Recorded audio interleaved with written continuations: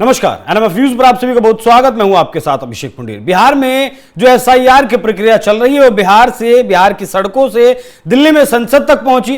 बिहार विधानसभा में भी उसकी गूंज उठी और संसद से निकलकर सुप्रीम कोर्ट तक भी यह आवाज पहुंच चुकी है। लगातार एसआईआर के खिलाफ याचिकाएं सुप्रीम कोर्ट में दायर की जा रही हैं और उन पर सुनवाई भी हो रही है। आज सुप्रीम कोर्ट में जो कुछ हुआ उसे सुनकर ऐसा लगता है कि कहीं यह प्रक्रिया रद्द तो नहीं हो जाएगी, क्योंकि सुप्रीम कोर्ट की तरफ से जो जस्टिस सूर्यकांत इस मामले की सुनवाई कर रहे थे, उन्होंने एक सवाल पूछा कि क्या यह प्रक्रिया कानून सम्मत हो रही है या नहीं हो रही है।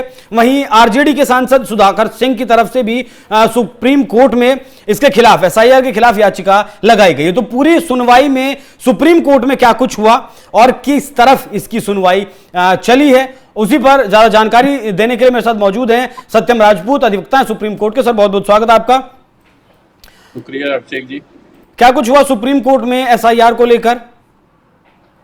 देखिए, आज तो खैर मामला 2.5 घंटे के आसपास चला। उसमें योगेंद्र यादव जी को भी सुना गया, मिस्टर सिब्बल और सारे पक्षकारों के जो रिप्रेजेंटेटिव थे, जो लीगल, उनकी सुनवाई हुई।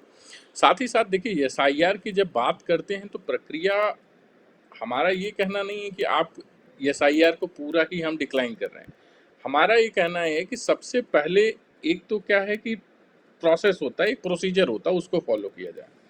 65 लाख लोगों को वोटर लिस्ट से उनका नाम गायब कर देना, वो भी बिहार जैसे स्टेट से, ये अपने आप में एक बड़ी बात है जी। दूसरी सबसे बड़ी बात इसमें देखिए, जो सबसे बड़े चैलेंजेस ये है कि बिहार कोई विकसित प्रदेश नहीं है। बिहार में मैक्सिमम 40 से 50% जनसंख्या ऐसी है कि जो निरक्षर है। निरक्षर इन द सेंस अगर पढ़ी लिखी भी है तो उस तरह के साथ चर्चा नहीं है कि वो इतनी टेक्निकल चीजों को चैलेंज कर पाए और देख पाए। अब बात आती है कि आप उन जो लिस्ट है, जो डॉक्यूमेंट्स का लिस्ट है, उसमें से आपने क्या किया, आधार कार्ड और राशन कार्ड को निकाल दिया। आज की स्थिति में यह है कि फॉर्म भरने की स्थिति में यह है कि अगर आप जो है क्या बोलते हैं, मतलब बिहार में नहीं है और अगर आप पंजाब में हैं तो आपका वोटर लिस्ट से नाम गायब हो जाएगा। साथ ही साथ आधार कार्ड और जो है राशन कार्ड को डॉक्यूमेंट मानने से इनकार कर दिया। तो जैसे ही आप अगर देखिए, बिहार जैसे स्टेट में जहां राशन कार्ड के नाम पे जो गरीब तबका है, बेसिकली जब इस दो तथ्यों की बात करें, 2 डॉक्यूमेंट, तो अगर इन 2 डॉक्यूमेंट को हटा दिया जाएगा तो सबसे ज्यादा जो वंचित होंगे लोग, वो वंचित होंगे लोग गरीब तबके के लोग, ट्राइब जो होंगे वो वंचित होंगे। तो इससे एक कट जा रहा है। दूसरी सबसे बड़ी समस्या आ रही, करीबन 20 लाख लोग या उससे कहीं भी ज्यादा, बहुत सारे ऐसे लोग हैं जिनका नाम मृतक लिस्ट में आया है और वो जिंदा है। ये भी एक सबसे बड़ा अपने आप में चैलेंज है। तीसरी सबसे बड़ी बात, जब आप शेख जी जब करते हैं कि आप स्पेशल इंटेंसिव रिवीजन की बात करते हो, तो आप एक प्रॉपर समय के साथ किया जाता है। 2 महीने बाद इलेक्शन है और 2 महीने पहले आप जो है ये सब सारी प्रक्रियाएं शुरू कर रहे हो। आप कैसे, बिहार में कितने ऐसे लोग हैं जो चैलेंज करेंगे इस नोटिफिकेशन को, या कितने ऐसे लोग हैं कि उनको डिफिकल्टी आएगी तो आप जो है वो चैलेंज करने की प्रक्रिया में जाएंगे? बिल्कुल नहीं जाएंगे। और जब इस तरीके की जो चीजें रही, आज योगेंद्र यादव ने भी पूरे मैप के थ्रू एक तरीके से जो है कोर्ट के सामने बात रखी कि किस तरीके से वोटर लिस्ट में लोगों के नाम कटते जा रहे हैं। ये भी सबसे बड़ी सवाल है। दूसरी सबसे बड़ी प्रॉब्लम ये है कि जब 2003 में लास्ट एसआईआर हुआ था, तो उस कौन सी पॉलिसी को आपने अपनाया था? हमारा डिमांड था, हमारे केस में हमने ये डिमांड किया कि आप उस प्रक्रिया को पब्लिक करो। उस प्रक्रिया, वो पब्लिक डोमेन में है ही नहीं। 2003 वाली प्रक्रिया, 2003 वाली प्रक्रिया वो पब्लिक डोमेन में ही नहीं है। तो ये भी अपने आप में बड़ी डिफिकल्टी है। अब सवाल ये कहते हैं कि हर कोई, अब आप ये बताइए, गांव का व्यक्ति जो है, जो अनपढ़ है, वो कैसे अपनी चीजों को ठीक करेगा अगर उसको कोई डिफिकल्टी आती है? तो ये अपने आप में सबसे बड़ा चैलेंज है। हम ये नहीं कह रहे हैं कि 65 लाख लोग हैं तो 65 लाख लोग पूरे के पूरे ही गलत तरीके से हैं। मैं ये कहता हूं कि उन सही तरीके से भी हो सकते हैं, लेकिन सवाल है कि जो मेजोरिटी है वो गलत है। और हमारा कहना है कि सही लोगों को आप सही लिस्ट में रखें, अगर जो कोई गड़बड़ आ रहा है तो उनका नाम बिल्कुल डिलीट किया जाए। फिर दूसरी सबसे बड़ी बात जो आती है कि जो है आधार कार्ड, अब बात ये आती है कि आधार कार्ड ये कहते हैं कि जिस सिटीजन, अब इसी टाइम पे बात करते हैं सिटीजनशिप की। जब बात आप सिटीजनशिप की करते हैं तो इलेक्शन कमीशन ऑफ इंडिया कोई सिटीजनशिप डिसाइड करने की बॉडी नहीं है कि जो सिटीजनशिप डिसाइड करेगी। आपका काम है वोटर लिस्ट डिसाइड करना। और वोटर लिस्ट डिसाइड करने के लिए या तो अगर आप इस तरह की प्रक्रियाओं का पालन कर रहे हैं या निकाल रहे हैं, तो आप एक बेहतर समय से निकालें कि जिससे एक प्रक्रिया पूरी तरीके से सुचारू रूप से हो। आज बेंच ने भी इस बात को जो है ऑब्जेक्शन रेज किया कि आज बिहार है, कल को कोई और स्टेट हो जाएगा, परसों कोई और स्टेट हो जाएगा। तो इस तरीके की चीजें भी चलेंगी। नहीं, मैंने जितना पढ़ा सत्यम जी, तो सुप्रीम कोर्ट ने माना इस बात को कि आधार कार्ड नागरिकता का पैमाना नहीं हो सकता। इस बात में चुनाव आयोग के साथ है। देखिए, नागरिकता का पैमाना नहीं होता सकता, लेकिन अगर ये कहते हैं कि आप बर्थ सर्टिफिकेट जो म्युनिसिपल कॉर्पोरेशन देता है, आप उस बर्थ सर्टिफिकेट को आप प्रोड्यूस करो, तो आज अगर हमारे और आपसे भी पूछा जाए तो शायद हम लगता है कि हम लोग बर्थ सर्टिफिकेट नहीं दे पाएंगे। कितने लोग बर्थ सर्टिफिकेट दे पाएंगे बताएं आप? बर्थ सर्टिफिकेट हमारे टाइम में या अभी भी हम लोग क्या बर्थ सर्टिफिकेट के नाम पे 10th की मार्कशीट ही तो प्रोड्यूस करते हैं। क्या प्रोड्यूस कर, यही प्रोड्यूस करते। तो यही तो सबसे बड़ा सवाल है कि अगर इस तरीके से, तो एक बहुत बड़ा तबका अपने आप में आ जाएगा। जहां तक रही अब दूसरी बड़ी बात आती है, वोटर आईडी नागरिकता का प्रमाण भले नहीं हो सकता, बट वोटर आईडी का क्या मतलब होता है? वोटर आईडी का मतलब होता है कि हमारा एड्रेस का तो प्रमाण है। यहां वोटर लिस्ट की बात हो रही है, यहां सिटीजनशिप की बात नहीं हो रही है। अगेन नहीं सर, इनडायरेक्टली अगर बात करें तो भारत का जो नागरिक होगा, वोट देने का अधिकार तो उसे ही है। अगर कल को अभिषेक पुंडीर बांग्लादेशी है और वो भारत आकर जैसे 2,000 4,000 रुपए में आधार कार्ड बैंक खाते यहां खुल जाते हैं, पैन कार्ड बन जाते हैं, उसके आधार पर वोट डालेगा तो दिक्कत है ना। वो तो उसका क्या हाल होगा? आप बिल्कुल सवाल आप सही कह रहे हैं, लेकिन उसका क्या है कि क्या आप इलेक्शन से 2 महीने पहले इस तरीके की प्रक्रिया को फॉलो करेंगे? वो एक अलग मसला है, वो एक अलग मसला है। टाइम का मैनेजमेंट करना एक अलग बात हो, वो हो सकता है। अगर सबसे बड़ी बात है कि गांव के किसी देश के किसी भी कोने का अंतिम व्यक्ति को भी वोट देने का अधिकार है, सबको अधिकार है, इस तरीके सबको अधिकार है।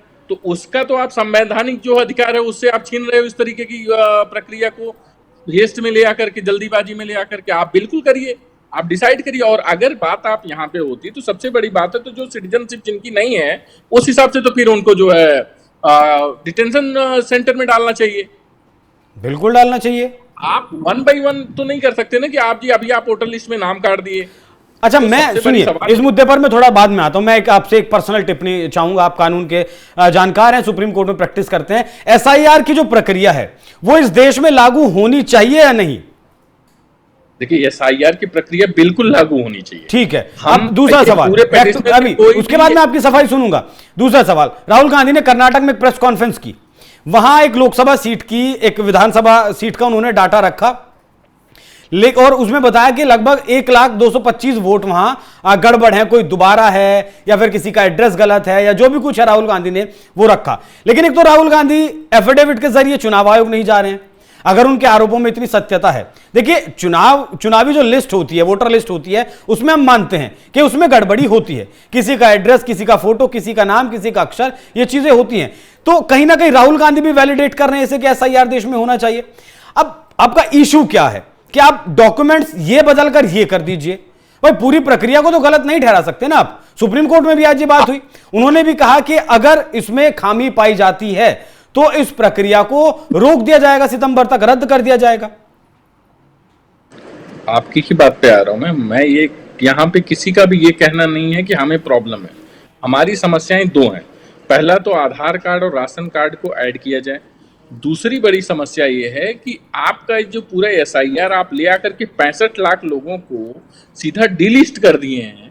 आप उसको एक प्रॉपर प्रोसीजरल वे में, क्योंकि उसमें कई सारे ऐसे लोग हैं जो मृतक लिस्ट में और जिंदा हैं, कई सारे ऐसे लोग हैं जिनका नाम डबल है, एक ही घर में 2-2 लोग हैं 2-2 नाम पे। खैर, हमने तो आपको प्रोड्यूस किया है, एज एविडेंस भी दिया है कि देखिए आप उसमें कैसे हैं। मैंने आपको वो सारे नाम भी दे दिए कि जो जिंदा हैं और उनको मृतक लिस्ट में डाला गया। तो ये जो इलेक्शन कमीशन की खामियां हैं, हमारा कहना, हमारी तरफ से यही कहना है कि इसको आप ठीक करिए। अगर ये वोटर आईडी और राशन कार्ड कर देते हैं तो 50% समस्या तो हमारी वहीं खत्म हो जा रही है। इन्हें तो लोकल लेवल पर बीएलओ ही करेगा ना सर। लोकल लेवल पे बीएलओ करेगा, बट वो तो नहीं पा रहा ना। अगर और लोकल लेवल पे बीएलओ कैसे करेगा? अगर हमारा आप आधार कार्ड और राशन कार्ड एक्सेप्ट करने से मना कर देंगे तो बीएलओ क्या करेगा? बीएलओ तो जो नोटिफिकेशन है, जो ऑर्डर, उसके हिसाब से चलेगा। बीएलओ आपके सरकारी आदेश के हिसाब से चलेगा। लेकिन जब सरकारी आदेश में सीधा क्लियर नोटिफिकेशन में ये है कि आधार कार्ड और राशन कार्ड को नहीं लिया जाएगा, तो आप बताइए कितने तबके, मैक्सिमम तबके के लोग बाहर चले जाएंगे। तो समस्या यहाँ पे नहीं है, समस्या हमें एसआईआर से बिल्कुल नहीं है। मैंने तो अपने पिटीशन में मांगा है कि आप एक यूनिफॉर्म पॉलिसी ले आइए एसआईआर की। माननीय सांसद जी की तरफ से हमारी याचिका में यही है कि आप एक एसआईआर का जो है प्रॉपर एक यूनिफॉर्म पॉलिसी ले आइए। ये जरूरी नहीं कि आज बिहार का इलेक्शन तो आप नया ले आए, कल बंगाल का इलेक्शन होगा तो वहां ले आओगे, परसों यूपी का। आप ओवरऑल एक यूनिफॉर्म पॉलिसी ले आइए वोटर लिस्ट का, कि आप वोटर आईडी कैसे करेंगे। बिहार की तो स्थिति ऐसी है कि बहुत सारे घर पे वहां बाबू अपने से ही फॉर्म भर ले रहे हैं, सच्चाई तो ये है। ठीक है, आपको ये सुनवाई किस तरफ जाती दिख रही है? देखिए, आज जिस तरीके से पूरी सुनवाई हुई है, कोर्ट इस बात को जरूर कंसीडर कर रही है कि खामियां हैं। ठीक है, अभी बात आज कल इस पे वापस सुनवाई शुरू होगी। देखने की बात है कि कोर्ट इसको किस तरीके से कंसीडर करती है। संभावनाएं ये है कि रादर देन पूरा नोटिफिकेशन ना जो है स्टे करके या उसको क्वेश करके, कुछ उसमें प्रोविजनल अमेंडमेंट्स करके उस तरीके से ऑर्डर है। बाकी तो कल हियरिंग के बाद ही पता चलेगा कि किस तरीके से जाती है। जहां तक जो बेंच का अपना ऑब्जर्वेशन है कि they are ready to accept and they are accepting it, कि देयर आर प्रॉब्लम्स। मतलब कुछ खामियां जो हैं उन्हें दूर किया जा सकता है, बाकी एसआईआर प्रक्रिया से कोई दिक्कत नहीं है। जिनके पिटीशन पर आप अपीयर हुए हैं सुप्रीम कोर्ट में, सुधाकर सिंह, उन्हें भी कोई दिक्कत नहीं है एसआईआर से। बस जो खामियां हैं, जो चीजें मांगी जा रही हैं, वो अगर हो जाएं तो एसआईआर होना चाहिए इस देश में, आपका ये कहना है? बिल्कुल ठीक है, आप अगर करा रहे हो।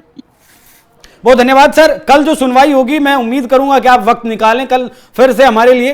कल जो सुनवाई में सुप्रीम कोर्ट में होगा, हमारे दर्शकों को वो बताएं। बाकी जो लिस्ट आप देख रहे हैं, ये लिस्ट मुझे वकील साहब ने भेजी है। ये वो लोग हैं जिन लोगों को बिहार में मृत घोषित किया गया। ये सिर्फ एक छोटे से इलाके से कुछ लोगों में से इसे चुना गया है और इन्हें मृत घोषित इसमें एसआईआर वाले लिस्ट में किया गया। हालांकि अभी तक फाइनल लिस्ट चुनाव आयोग की तरफ से एसआईआर के बाद की जारी नहीं की गई है। अभी उसमें जो खामियां हैं उन्हें ठीक किया जा रहा है, किसी की आपत्तियां हैं उन्हें दूर किया जा रहा है। बाकी सुप्रीम कोर्ट में क्या कुछ होता है एसआईआर को लेकर, उस पर हमारी भी नजर बनी रहेगी। सर, बहुत बहुत शुक्रिया, आपने हमें वक्त दिया, हमारे साथ जुड़े, दर्शकों को जानकारी दी। बाकी आप लोग इस विषय पर क्या सोचते हैं, अपनी राय हमें कमेंट कर जरूर बताइएगा। नमस्कार।